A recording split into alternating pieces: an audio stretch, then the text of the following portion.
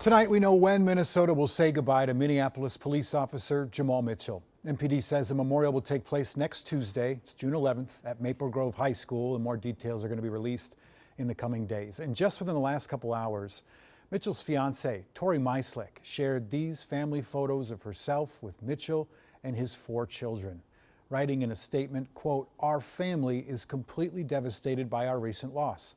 Jamal was our whole world. His greatest joys in life were his children, Cohen, 20, Jalen, 9, Caden, 7, and little Mason, 4 years old.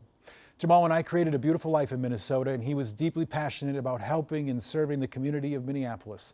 On behalf of our family and from the bottom of my heart, I want to thank our friends, neighbors, loved ones, and the entire community for the continued support," end quote.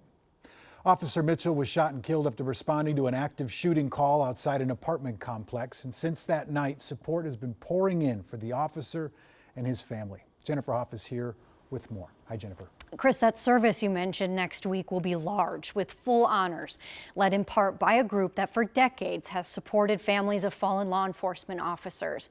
But it's after that memorial that they are especially asking for your help. Officer Jamal Mitchell killed in the line of duty 1 week ago, ambushed, said the chief, trying to help someone who was shot, only to have him turn on Mitchell. Come on, guys, we gotta get out.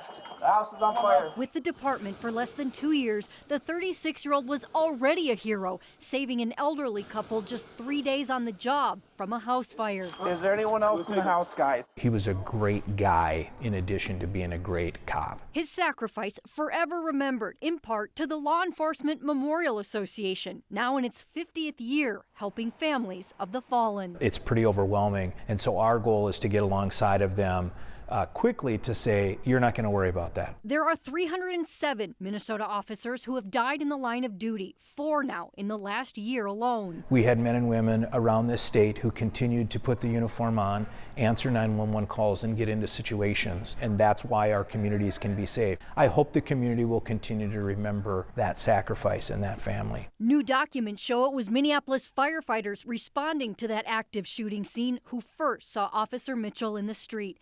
Under fire, they took cover behind a fire truck and, with police protecting them, picked up Mitchell, taking him to the hospital 11 minutes after he was first reported to be down. A fiancé, father, and friend who won't soon be forgotten. He was loved by his family, he was loved by his kids, he was loved by his community. We're going to honor his service and we're going to honor his sacrifice. The group is also asking you to just simply thank a police officer, a reminder even long after Officer Mitchell's memorial, and just how far a simple thank you can go.